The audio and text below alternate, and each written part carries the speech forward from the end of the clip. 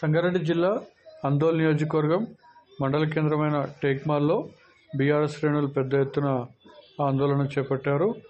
నిన్న PSCS chairman Yashwant రెడ్డిపై కొందరు కాంగ్రెస్ నేతలు సమావేశంలో అకారణంగా దాడి చేశారని, వారిని వెంటనే అరెస్ట్ చేయాలని డిమాండ్ చేస్తూ ర్యాలీ చేపట్టారు, నిరసన కార్యక్రమాలు చేపట్టారు. అనంతరం పోలీసులకు ఫిర్యాదు చేశారు.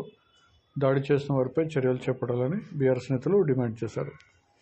ఉన్నటువంటి టేక్మాల్ను మరి ఈ విధంగా అల్లకల్లోలం లేపి మరి ప్రజల జనజీవన నాడిలో మరి అశాంతిని గురి చేయడం అనేటటువంటిది సరైనది కాదు. ఇప్పటికైనా మార్పు రాకపోతే భవిష్యత్తు లోపల ఎక్కడ ఏ గ్రామంలో కానీ ఏడ కానీ టీఆర్ఎస్ కార్యకర్తల మీద దాడి జరిగినా తస్మాత్ జాగ్రత్త, ఊరుకుండా పోము.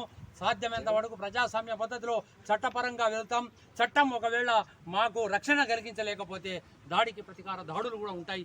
ఏ సందర్భంలో ఉంటాయంటే చట్టం మీద మాకు నమ్మకం ఉంది, పోలీస్ వ్యవస్థ మీద మాకు నమ్మకం ఉంది కాబట్టి వెంటనే చర్య తీసుకోవాలని మరి ఎవరైతే ఈ దాడి మూకలను మరి అవతల కాంగ్రెస్ పక్షం కూడా ఆలోచించాలి.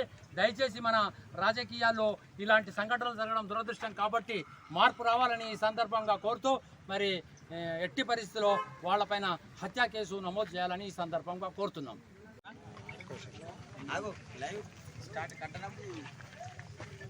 నిన్న జరిగిన కోఆపరేటివ్ చైర్మన్ యశ్వంత్ రెడ్డి పైన మరి కాంగ్రెస్ నాయకుడైనటువంటి సత్యం గారు, అదేవిధంగా మరి భూమయ్య మరి సమావేశం జరుగుతున్నప్పుడు భూమయ్య అందులోకి దూరడం అనేటటువంటిది కరెక్ట్ కాదు. మరి జరిగినటువంటి దాడి ప్రజాస్వామ్యానికి విరుద్ధం. అయితే గత కొన్ని రోజుల నుంచి గమనిస్తే మరి కొందరు టీఆర్ఎస్ నుంచే పోయి అక్కడ మరి మా పైన కాంగ్రెస్ పార్టీ ఎంబలం పెట్టుకొని మా పైన అంచెలంచెలుగా దాడి చేయడం అనేటటువంటిది సరైనది కాదు.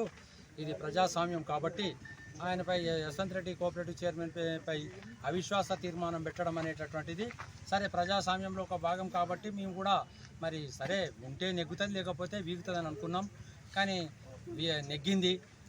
మరి ఆ ఓటమిని భరించలేక తిరిగి మళ్ళీ ఆయన మీద అవినీతి ఆరోపణ చేశారు. మరి ప్రభుత్వ పక్షాన ఉండి కూడా ఒక మినిస్టర్ను పెట్టుకొని అంగబలం, అర్ధబలం, అధికార బలం పెట్టుకొని కూడా మరి ఆరోపణలు చేసిన మీరు అది కూడా సరే ప్రజాస్వామ్యంలో ఒక భాగం కాబట్టి మేము కూడా ఎట్లా ఏది కరెక్ట్ అయితే అదే మరి అధికారులు నిర్ణయిస్తారనేటటువంటి ఆలోచనతో మేము కూడా సహకరించడం, ఎక్కడ కూడా అశాంతి కానీ మరి గొడవలు కానీ చేసుకోకుండా ప్రతి విషయంలో కూడా ఇప్పటి వరకు గొడవ చేసినాం. కానీ ఒకసారి క్రమాన్ని పరిశీలించినట్టయితే అవిశ్వాసము వీగిపోయింది. మరి మొన్న జరిగినటువంటి అవినీతి దాంట్లో కూడా మరి స్పష్టమైనటువంటి తీర్పు రాకముందే, నిర్ణయం రాకముందే మరి కోఆపరేటివ్ సమావేశం లోపల మరి అసభ్యంగా మాట్లాడడము, తర్వాత సంబంధం లేని వ్యక్తి లోపలికి దూరి మరి ఆయనను పట్టుకొని కొట్టడము, బాగా రక్తం గారేటట్టు కొట్టడం అనేటటువంటిది ప్రజాస్వామ్యానికి గొడ్డలి పెట్టు. ఒకరేమో కుత్క పట్టుకొని ఇంకొకరేమో దాడి చేయడం అనేటటువంటిది సరి అయినటువంటి న్యాయం కాదు. టేక్మాల్ చరిత్ర లోపల పార్టీలు ఎన్నైనా ఉండని కానీ శాంతియుతంగా అన్ని విషయాల లోపల ఎవరి పార్టీ వాళ్ళు పనిచేసుకుంటూ పోవాలి, ప్రజల మీద కాన్సన్ట్రేషన్ చేయాలి, అభివృద్ధి పథకాల మీద కాన్సన్ట్రేషన్ చేయాలి. ఇప్పుడు మిగిలి ఉన్నటువంటి రైతులకు రుణమాఫీ కాలేదు, వాళ్ళకి అయ్యేటట్లు చూసుకోవాలి. 4,000 వృద్ధాప్య పెన్షన్ ఇయ్యలేరు, అవి ఇచ్చేటట్టు చూసుకోవాలి. అన్ని విషయాలు అభివృద్ధి పథకంలోకి వెళ్ళాలి. కానీ ఈ విధంగా ఒక కోఆపరేటివ్ చైర్మన్ పైన దాడి చేయడం అనేటటువంటిది ప్రజాస్వామ్య విరుద్ధం కాబట్టి మేము ఇమ్మీడియట్గా పోలీస్ స్టేషన్కు ఫిర్యాదు అందించాం.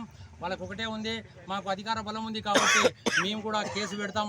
మరి దాడి చేసి రక్తం గారేటట్టు కొట్టిన తర్వాత కూడా మరి కౌంటర్ కేసులు పెట్టడం అనేటటువంటిది సరైనది కాదు. మరి ఆయన